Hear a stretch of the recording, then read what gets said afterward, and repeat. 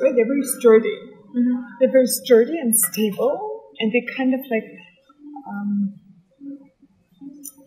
they fit into each other. Okay, so it's a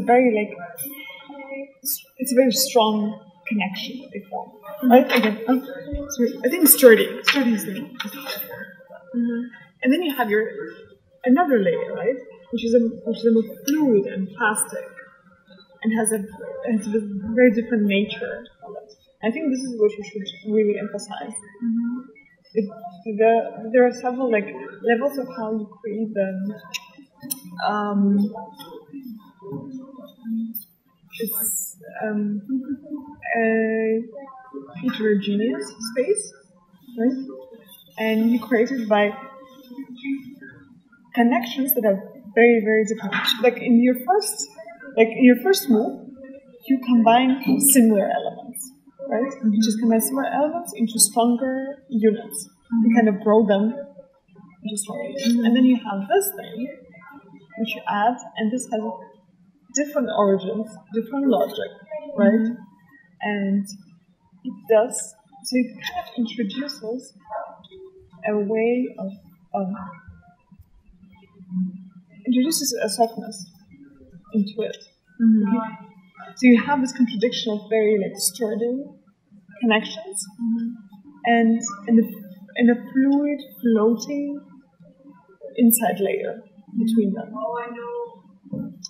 Okay? Yes. Okay? I think that's what you're doing. Yes. And by these two movements, you have like you create a series of different combinations of in between spaces. Okay? So you're like your voids in your voids, your absences are created by two movements, basically.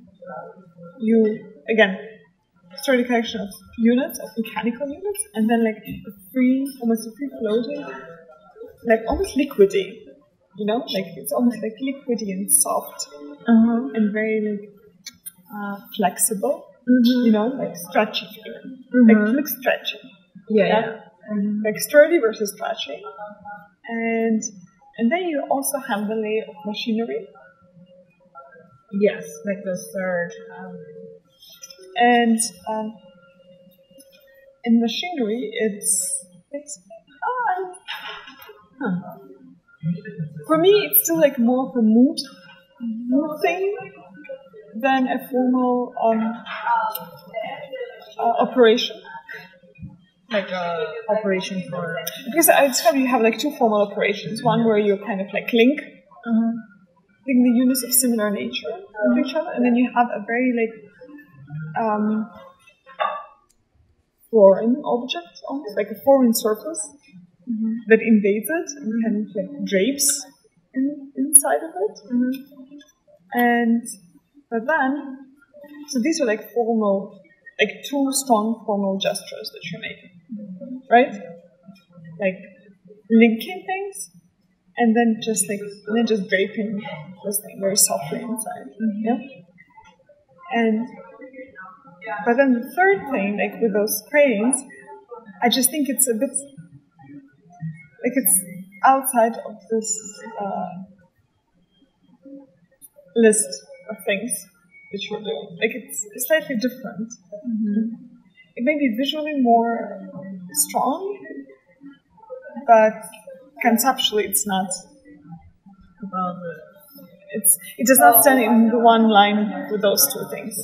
You see what I mean? Yeah. It's like different. It's a different operation. Like it's not an operation in that sense, because you don't operate geometry with it. You just bring objects or bring reminiscence of it. And so I'm just thinking, how do you say this in that? Because you're still going to show them, they're going to be in your visuals, so people are going to ask about it, why they're there. Yeah.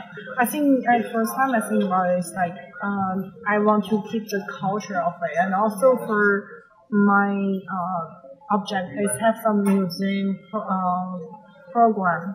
So I put the crane element inside the museum program, like put some of it inside and into the fantastic figure.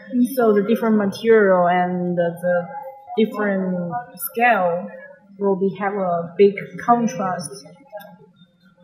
Yeah. Like I try to keep the old existing crane element like a sculpture and to show the history of the old duckling. This is what I'm thinking about. It's very weak argument as well.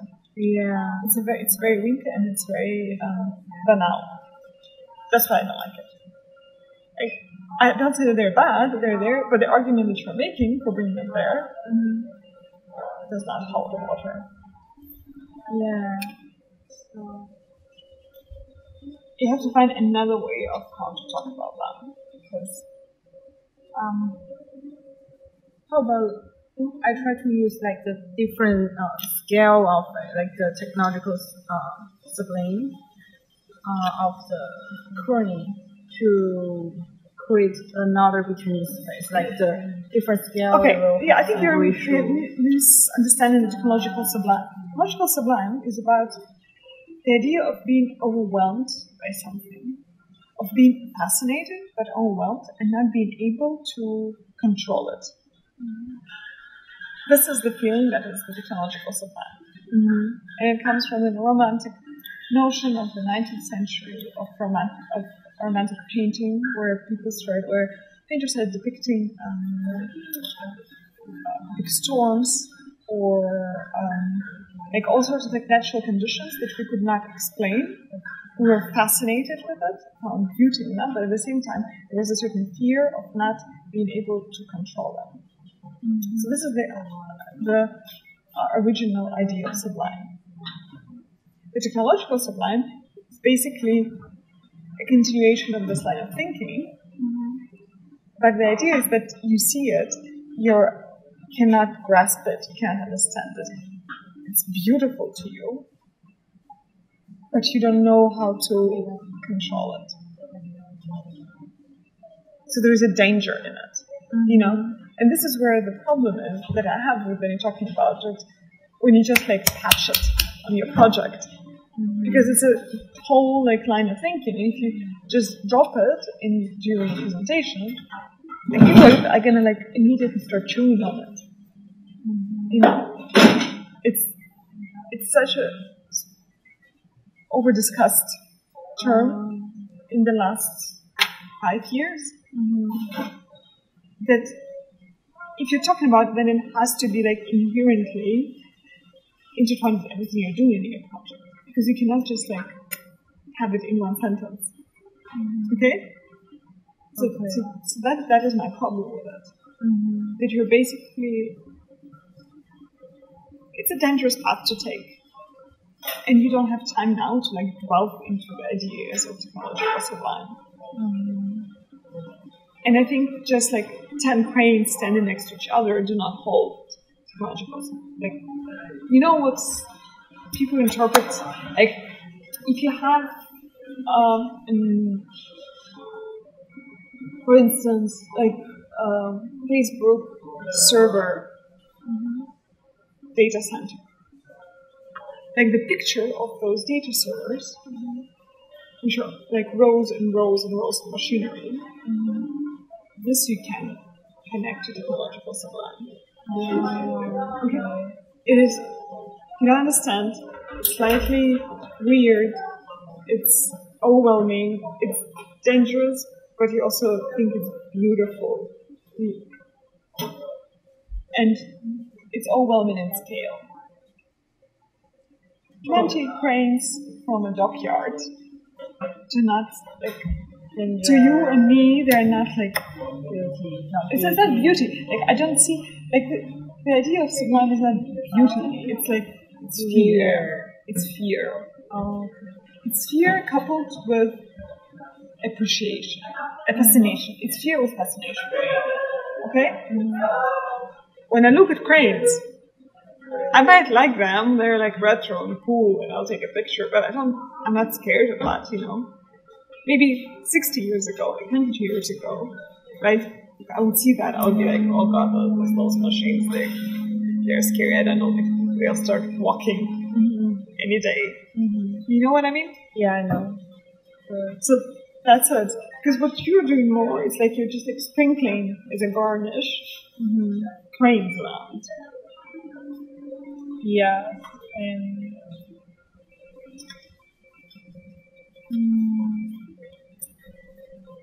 yeah, but I still have some machine inside the building. Yeah. So I don't know.